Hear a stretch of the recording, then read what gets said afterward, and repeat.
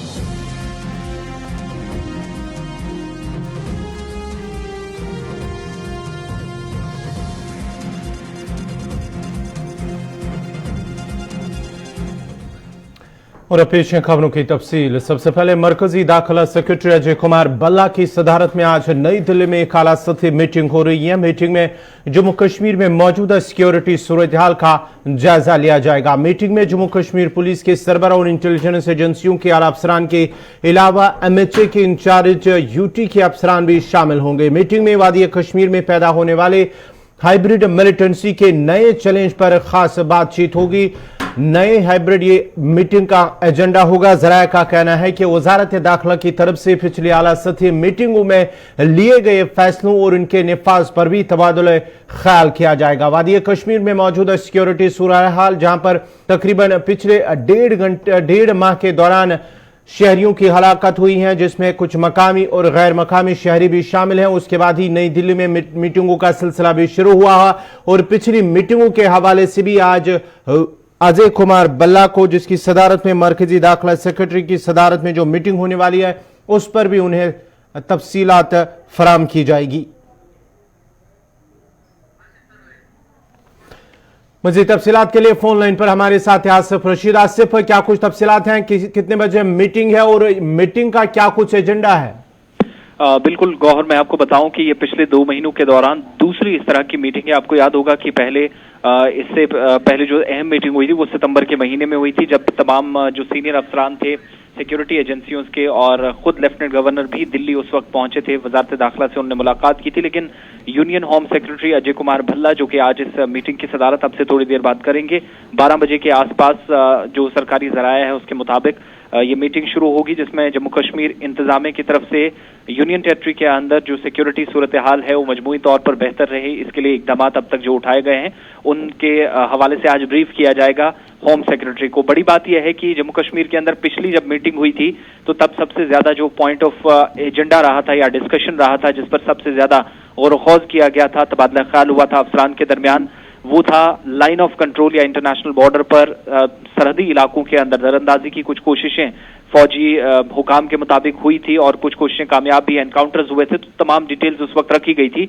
मगर आज की मीटिंग जरा मुख्तलिफ होगी। आपको याद होगा कि पिछले तकरीबन हम देख रहे हैं कि 50 दिनों के दौरान हमने देखा कि शहरी हलाकतों के वाकयात में इजाफा देखा गया, शहर श्रीनगर से लेकर जनूबी कश्मीर तक, और उसके बाद जम्मू के अंदर भी जहां पर सिक्योरिटी एजेंसियां काफी ज्यादा अलर्ट नजर आई और सरहदी जिला पुंछ और राजौरी के अंदर ऑपरेशन शहर के करीबी इलाकों में काफी ज्यादा तेज देखे गए, कौमी शाहरा के करीब हमने देखा ऑपरेशन चलाए गए। उन तमाम चीजों को देखने के लिए और जो उसके बाद बेहतर इंतजामात की बार बार बात हो रही थी, इकदामात और सिक्योरिटी सूरत हाल को अच्छा करने के लिए, बेहतर करने के लिए जो कोशिशें अब तक सिविल और पुलिस हुकाम की तरफ से की गई हैं, वो आज की मीटिंग में डिस्कस की जाएंगी। आज की इस मीटिंग में किन लोगों की शिरकत है, क्योंकि माना जाता है कि पुलिस के साथ साथ जो इंटेलिजेंस इदारों के आला अफसरान हैं वो भी इस मीटिंग में शामिल होंगे। कौन कौन इस मीटिंग में और शामिल हो सकते हैं? बिल्कुल, जम्मू कश्मीर पुलिस के सरबराह दिलबाग सिंह आज की मीटिंग का हिस्सा होगा। इसके अलावा इंटेलिजेंस चीफ रश्मि रंजन सवेन यानी RR सवेन, वो भी आज की मीटिंग का हिस्सा होंगे। उसके अलावा जब 12 बजे के आसपास मीटिंग होगी तो जो इंचार्ज हैं जम्मू कश्मीर के महकमा दाखिला के, वो आज की मीटिंग का हिस्सा होंगे। डीजीपी सीआईडी होंगे। इसके अलावा डीजी सीआरपीएफ जम्मू कश्मीर भी आज की मीटिंग का हिस्सा होंगे और सीआरपीएफ के साथ साथ बीएसएफ हुकाम की तरफ से भी नुमाइंदगी आज इस इजलास के दौरान की जाएगी। आपको याद होगा कि पिछले दिनों वजारत दाखिला की तरफ से जहां पर 55 के करीब जो इजाफी कंपनियां थी सेंट्रल रिजर्व पुलिस फोर्सेस की, वो कश्मीर वादी के अंदर पहुंची थी, जिनमें हमने देखा था कि सीआरपीएफ की भी तकरीबन 30 के आसपास थी और 15 बरसों के बाद सरकार ने यह फैसला लिया था कि बीएसएफ को भी तैनात किया जाएगा।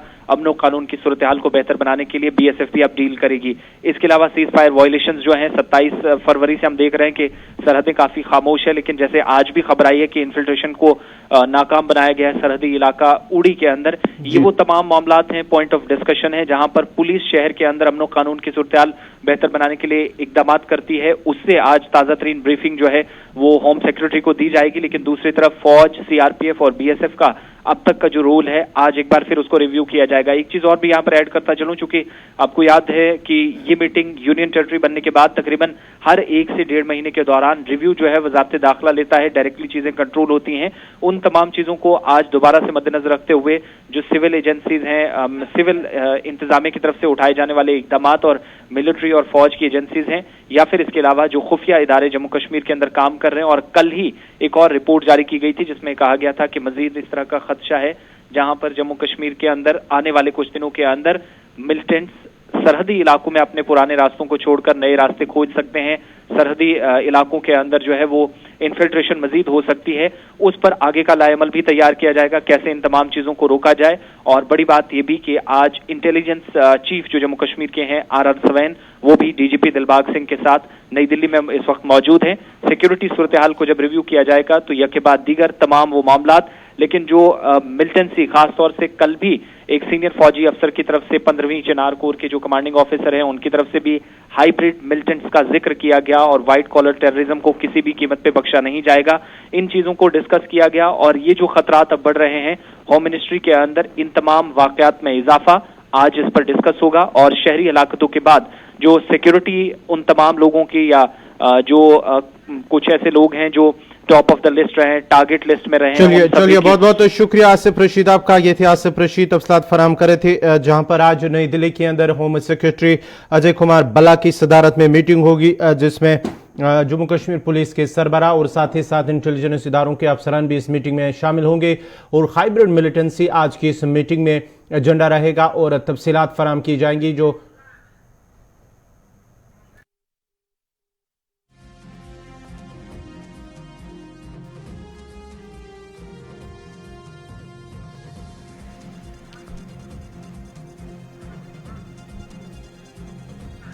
चलिए बढ़ते आगे, बात कांग्रेस की करेंगे। जम्मू कश्मीर में कांग्रेस को बड़ा झटका, गुलाम नबी आजाद के हामी लीडरान ने इस्तीफा अपने ओहदों से इस्तीफा पेश किया है। कांग्रेस सदर सोनिया गांधी को अपना इस्तीफा सौंपा है। क़यादत में तब्दीली के मुतालबे की अदम तकमील पर इस्तीफा दे दिया है। कांग्रेस के खेमे से कुछ अच्छी खबर नहीं है। जम्मू कश्मीर के हवाले से अगर हम बात करेंगे तो इनमें से जीएम सरूरी, जुगल किशोर शर्मा, विकार रसूल, डॉक्टर मनोहर लाल शर्मा, गुलाम नबी मोंगा, नरेश गुप्ता, सुभाष गुप्ता, अमीन भट्ट, अनवर भट्ट, इनायत अली और दीगर जो है उनकी जानिब से अपना इस्तीफा पेश किया गया है। पार्टी सदर सोनिया गांधी और राहुल गांधी को उन्होंने अपना इस्तीफा सौंपा है। उनका मानना है कि कांग्रेस की जानिब से जो क़यादत में तब्दीली के मुतालबे उसको नजरअंदाज करने पर उन्होंने इस्तीफा पेश किया है। जम्मू कश्मीर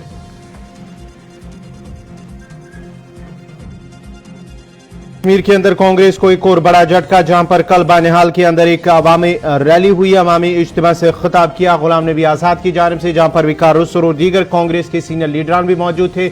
उसके बाद ही आज सुबह ये खबर आई कि जम्मू कश्मीर की कांग्रेस को एक और बड़ा झटका, जहां पर लीडरान की जानिब से इस्तीफा पेश किया गया है। मजीद तफसीलात के लिए हमारे साथ हैं फोन लाइन पर एग्जीक्यूटिव एडिटर इशफाक गौहर। इशफाक, जम्मू कश्मीर की अगर हम बात करेंगे तो कांग्रेस के लिए कोई अच्छी खबर नहीं है, क्योंकि ऐसे लीडरान, सीनियर लीडरान हैं, उन्होंने अपना इस्तीफा सोनिया गांधी प्रेसिडेंट को सौंपा है।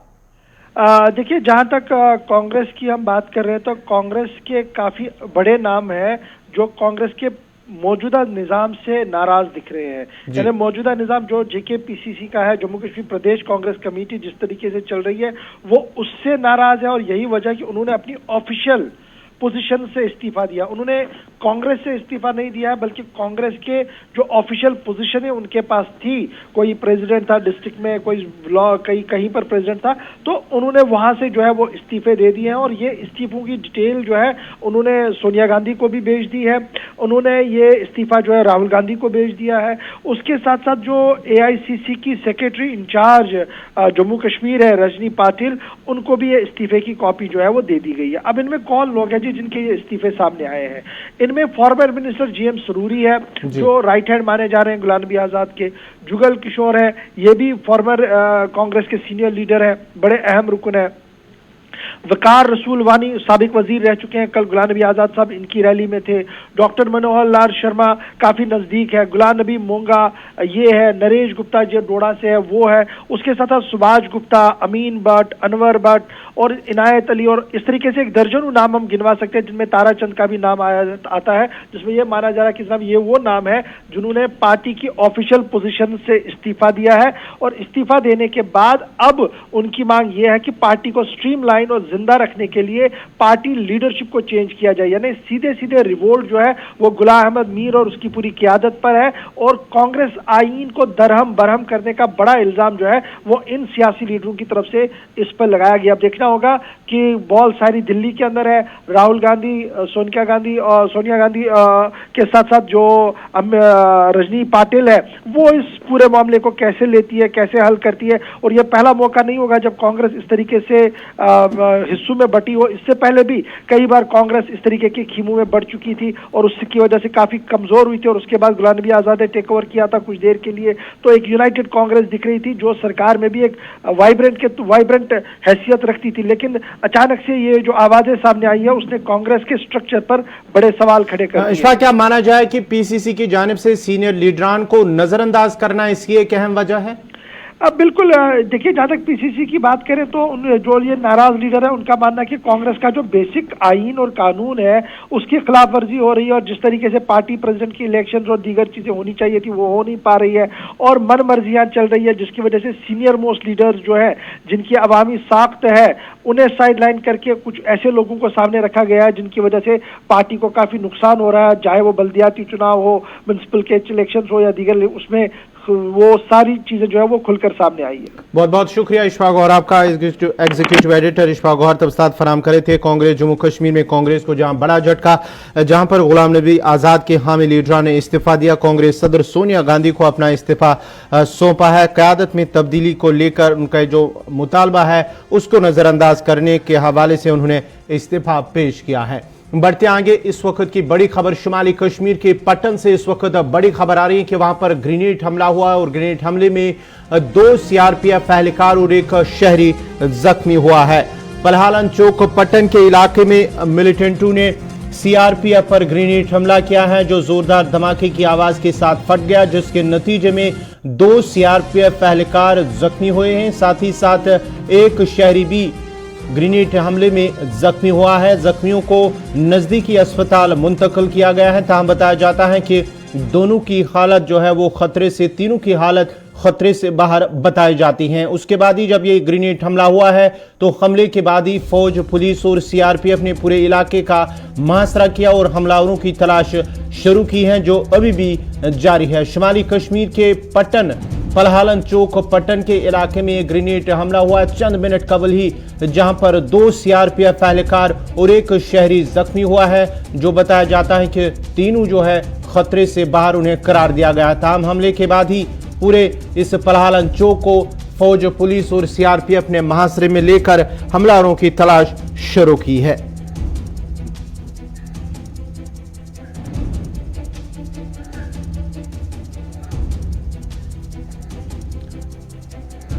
चलिए बढ़ते आगे, बात अब करेंगे दिल्ली में फिजाई आलूदगी के हवाले से। दिल्ली फिजाई आलूदगी मामले पर सुप्रीम कोर्ट में मरकज ने अपना हलफनामा दाखिल किया है। मरकजी हुकूमत की तरफ से इस्तेमाल होने वाली गाड़ियों की तादाद काफी कम है, ये हलफनामे में दायर किया गया। हलफनामे में ये मौजूद हैं, जहां पर हलफनामा उन्होंने दायर किया उसके बाद ही उसमें लिखा गया है कि जो गाड़ियां हैं मरकजी हुकूमत की तरफ से इस्तेमाल होने वाली गाड़ियों की तादाद काफ़ी कम है। मरकज की गाड़ियों को रोकने से फिजा को बेहतर बनाने में ज़्यादा मदद नहीं मिलेगी, ये इस हलफनामे में दायर किया गया है। मरकज अपने मुलाजमीन के लिए वर्क फ्रॉम होम की तजवीज़ पर भी राजी नहीं है। मरकज ने मुलाजमीन को कारपूलिंग का मशवरा दिया है। कारपूलिंग के जरिए गाड़ियों की तादाद कम की जा सकती है। जहां दिल्ली में फिजा आलूगी की सूरत हाल बद से बदतर हो रही है, जिसके चलते दिल्ली एनसीआर में तमाम स्कूलों, कॉलेजों और तालीमी इदारों को अगले अहकाम तक बंद रखने की हिदायत दी गई है। दिल्ली सरकार की जानिब से उसके साथ ही तामीराती सरगर्मियों और गाड़ियों के दाखिले पर भी पाबंदियां आयद की गई है। CAQM की जानिब से जो जारी करदा ये हिदायत 21 नवंबर तक नाफिजुल अमल रहेगी। ताहम स्कूलों और कॉलेजों को अगले अहकाम तक बंद रखने की हिदायत की गई है। इसके बाद ही रियासतों से कहा गया है कि वो 22 नवंबर को पाबंदियों के असर के बारे में रिपोर्ट पेश करे। दिल्ली एनसीआर में 21 नवंबर तक 50% अमले को घर से काम करने के लिए कहा गया है।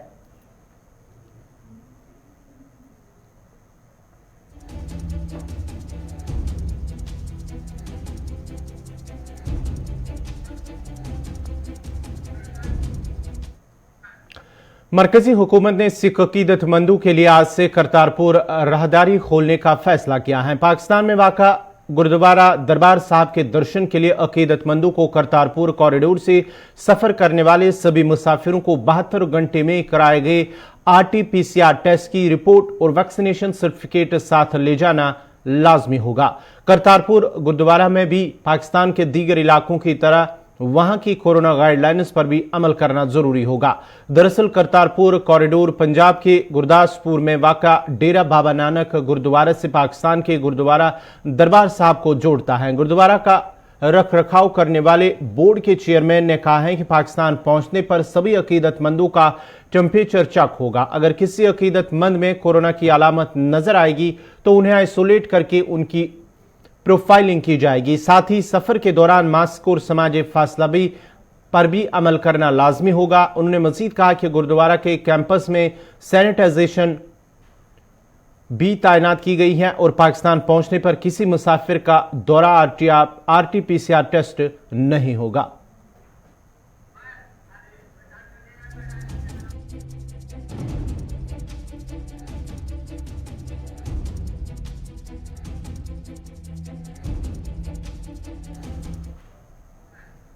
जम्मू श्रीनगर शाहरा पर सालाना औसतन 200 से ज्यादा सड़क हादसात में 50 से ज्यादा लोग हलाक और 250 से ज्यादा जख्मी होते हैं। ऐसा कोई दिन नहीं गुजरता जब इस शाहरा पर सड़क हादसात में मासूम जानों के ज़िया की खबरें न आती हो और इन हादसात को रोकने के लिए हुक्म मुकम्मल तौर पर नाकाम हो चुकी हैं। इस जिले में सड़क हादसात रोनुमा होने का अंदाजा इस बात से लगाया जा सकता है कि पिछले 5 बरसों यानी 2017 से अब तक इस जिले में 1154 सड़क हादसात रोनुमा हुए हैं, जिस दौरान 343 लोगों की मौत हुई है और 1377 लोग जख्मी हुए हैं। महकमे ट्रैफिक के अदाद-ओ-शुमार के मुताबिक रवां साल के सिर्फ 9 माह के दौरान इस शहरा पर 198 सड़क हादसात रोनुमा हुए हैं, जिस दौरान 51 लोगों की मौत हुई है और 202 अफराद जख्मी हुए हैं। महकमे के मुताबिक साल 2020 में इस जिले में 200 सड़क हादसात के दौरान 51 लोगों की मौत हुई है और 242 जख्मी हुए हैं।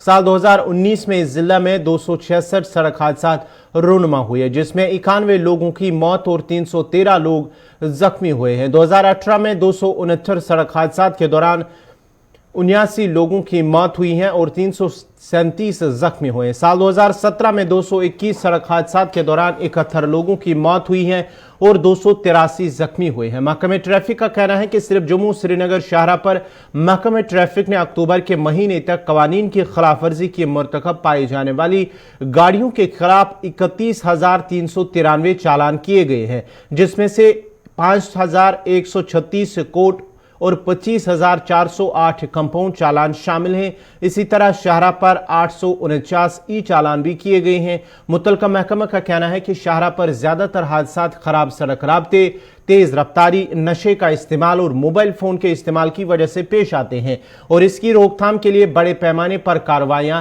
की जा रही है।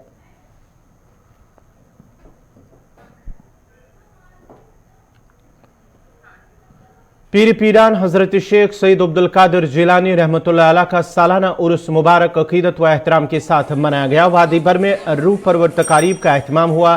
जियारत पीर दस्तगीर साहब खानियार शरीफ श्रीनगर में तबरुकात की निशानदी से भी फैज़याब हुए हैं। आलमी वबा कोरोना वायरस की लहर के बीच वादी में गुज़िश्ता रात पीर हजरत शेख सईद अब्दुल कादिर जिलानी रहमतुल्लाह अलैह का सालाना उर्स मुबारक अकीदत व एहतराम के साथ मनाया गया। इस सिलसिले में सबसे बड़ी तकरीब आस्तानी आलिया ज़ियारत पीर दस्तगीर साहब खानियार शरीफ श्रीनगर में मुनक्कद हुई, जहां पर सैकड़ों ज़ायरीन तबरुकात की निशानदी से फैज़याब हुए, जबकि सैकड़ों ज़ायरीन ने शब ख़ानी में शिरकत की। रात भर शब ख़ानी दुरूद व अज़कार, ख़तमातुल मौज़मात, नात मनकबत की रूह परवर मजालिस आरास्ता हुई और ज़ायरीन की एक बड़ी तादाद नमाज फजर के बाद तबरुकात की निशानदी से भी फैज़याब हुए। ये सिलसिला दीगर नमाजों के मौके पर भी जारी रहेगा।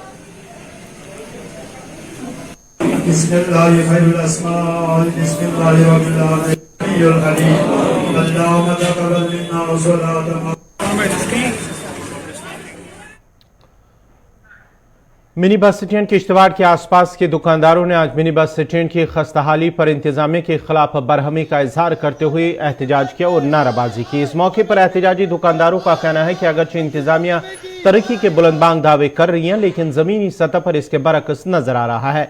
एहतजाजी लोगों का कहना है कि मिनी बस स्टैंड में न सिर्फ गैर कानूनी तौर पर गाड़ियां पार्क की जा रही है, बल्कि स्टैंड की हालत कचरे और बिल्डिंग मटेरियल की वजह से डंपिंग पॉइंट बन चुका है, जिसकी वजह से दुकानदारों का कारोबार बुरी तरह से मुतासिर हुआ है। उन्होंने अब जिला तरक्याती कमिश्नर किश्तवाड़ से मुदाखलत की अपील की है।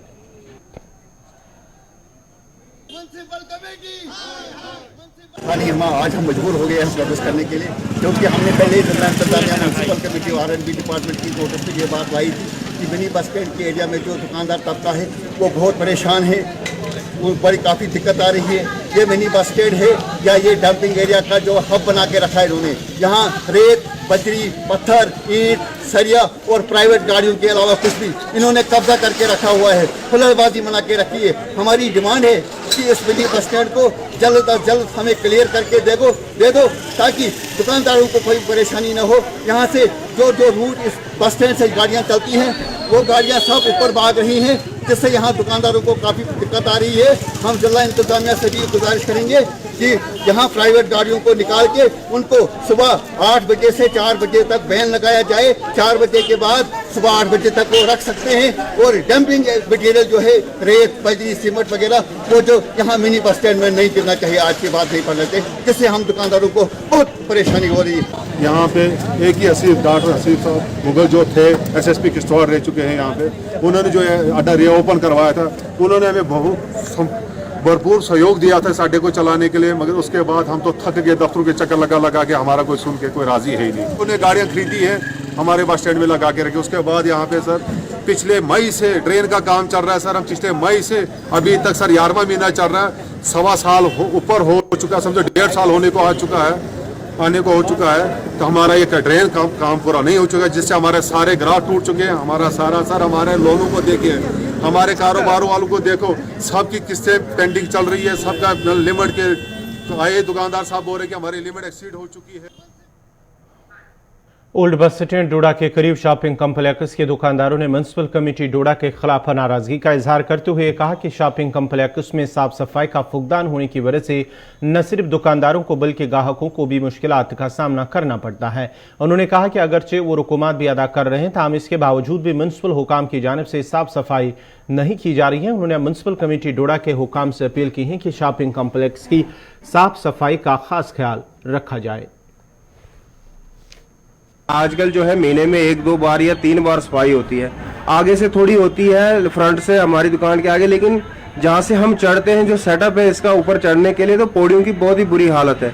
तो इस तरफ आप अंदर की तरफ देखेंगे तो मुश्क आ रही है, और अंदर एक बाथरूम है, तो आपको मैं बताता चलूँ कि मैंने 250-300 रुपये खर्च करके एक ताला वहाँ लगा दिया था, क्योंकि उस बाथरूम तो है लेकिन उसमें पानी वगैरह का कोई भी नीचे निकास नहीं है, ना हाथ धोने का कोई प्रोग्राम है। मार्केट वाले जो भी हैं लोग हैं वो आते हैं बाथरूम यूज करते हैं, उसमें पानी नहीं है तो गंद करके चले जाते हैं। अब तो ये है कि अब तो वो कुछ 100 रुपये हमारे से कुछ और भी लिया जा रहा है कि हम जी इसको सफाई करेंगे, अच्छी तरीके से मेंटेनेंस रखेंगे तो आपको 100 रुपये और देना होगा।